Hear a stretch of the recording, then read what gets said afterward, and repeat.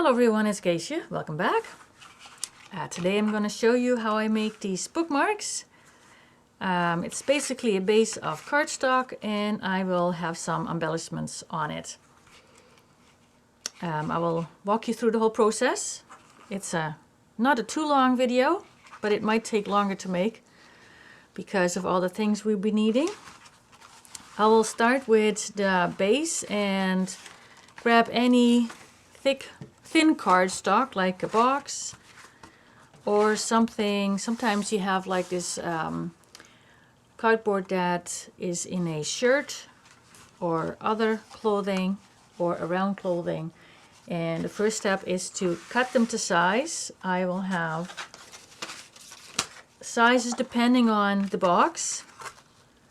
This box is 4.5, so we'll cut it in half. So I'll have two of 2 1/4 wide. This one is almost 5 inches wide, so I will cut this in two and I will have 2.5 inch wide bookmarks. So the width of my bookmarks depend on the cardstock I'm using or the cardboard I'm using, and the length is about 7 inches. I thought that was a good length to use in a book. Then I will be covering both sides, one with a dictionary page and the other side I will do a plain piece of paper. This is a scrap piece of paper that I coffee dyed. The back is still plain, so I will be gluing this on this side. So first things first, we'll be gluing one of the sides. I already did this one. Let's grab another one. I'll be using a glue stick and just cover the whole thing with glue, and especially the sides. But don't leave gaps in the middle because you will get air bubbles if you do. So when I place this, let me see if there's a... I only want letters, and some of my dictionary pages have images on them.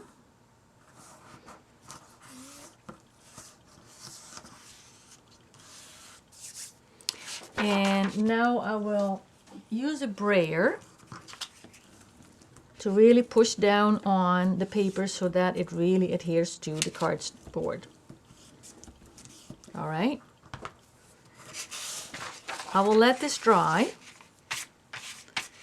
and then cut it out, because otherwise my scissors will be full of glue. And so here I have one that is prepared with the dictionary page already. So I've cut my paper down into strips to make it more manageable. Manageable.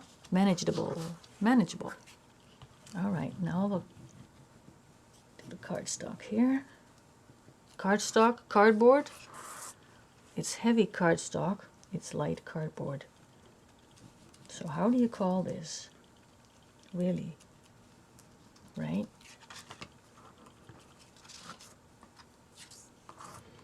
Okay, well, everything will be covered in glue. Line it up with the side so that I don't have to cut that trim. Brayer again. And after a few minutes I will come back and check, because sometimes this paper will I don't know, get air bubbles under it. Okay. All right, and now then we will cut this to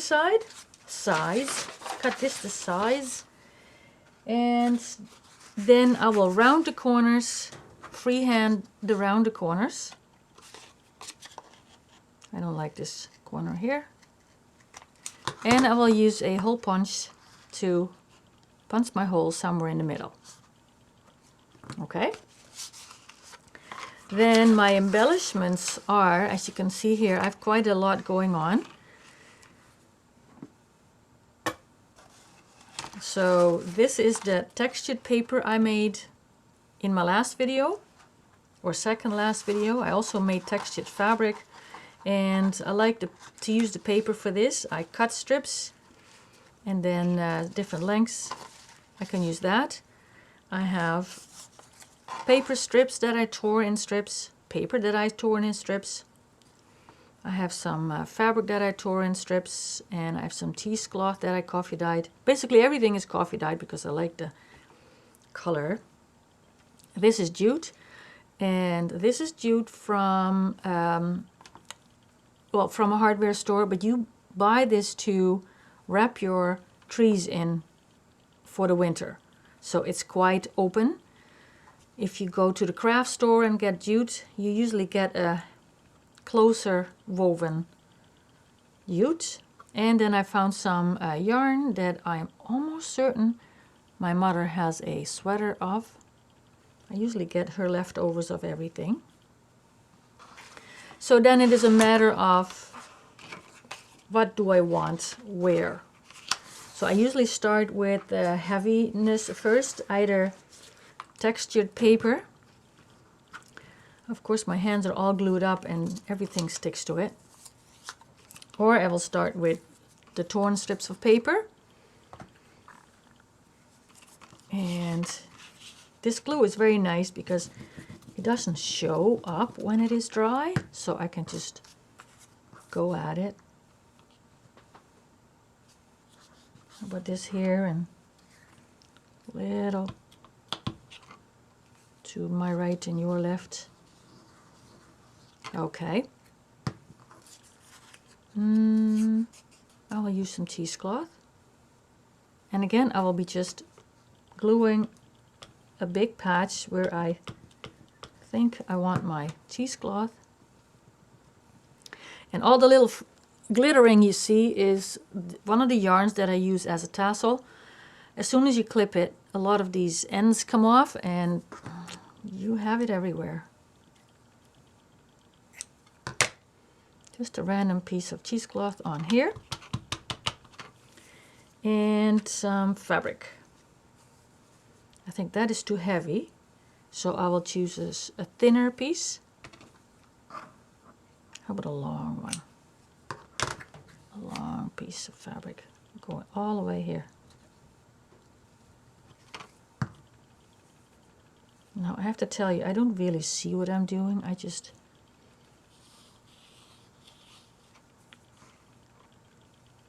well, it sticks. A little bit of this and a little bit of that and a little bit of something else. How about near the bottom? Everything's at the bottom. It's about this size over here.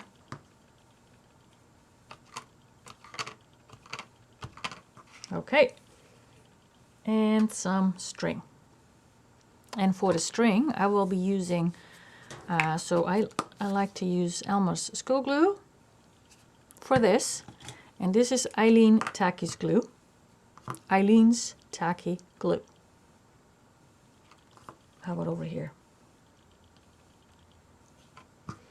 And my string is about 4 inches long, so I think I will start here.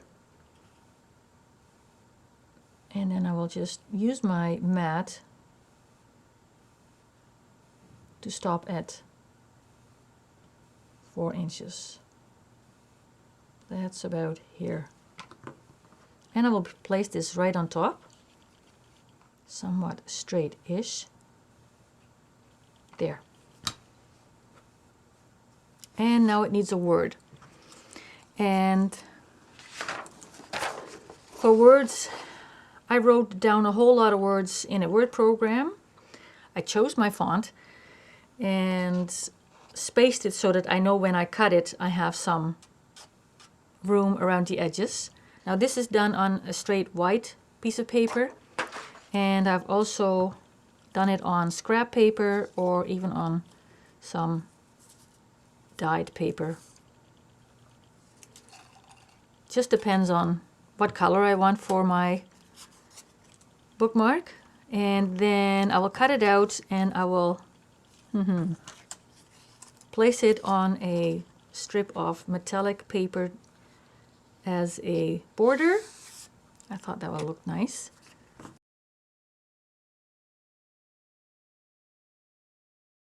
Okay, I will leave this alone here for a minute. I'll choose Courage, and I will clip the corners. It makes the word feel softer. Okay, so now I should have this right side up so that I can place the word right side up. Here's good, right? Here's good. This metallic paper takes a while for it to adhere to my thing here.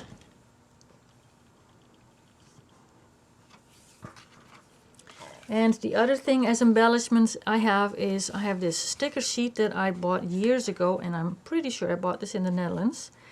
And it has tiny little strips of, I don't know if you can see this, different types of borders, edges. And I'll be using this just because I have it.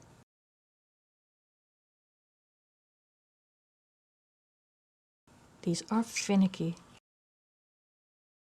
Press the word down a little bit because it comes up. And the other thing I also like to do is place some random dots here and there. And for that I use metallic acrylic paint from the home hardware store. The hardware store, doesn't matter which one you buy it from. I shake the bottle jar, then I uncap the lid carefully, and there's like a cardboard in it, in the lid. Flip it over and I will have enough paint in here to make dots. And I use a chopstick, the end of a chopstick, and I will just dip it in there and I will make 3 or 5 dots. Now I have to wait for everything to dry to put the tassel in. I think this one is dry, so I can put the tassels in that one. I've used this one, this yarn, and the same yarn I used as an embellishment. And because it's around Christmas time, some glitter. I will cut off about, can you see me actually? 10 inches. Fold it in half. Push it in from the front to the back, because then the loop will end up at the front. And we're all done. I have a few more here that are somewhat finished, kind of all the same, but you just play with the embellishments you have. All right, that's it for today. I thank you for watching and hope you like it. Give it a thumbs up, maybe share, and we'll see you next time. Bye.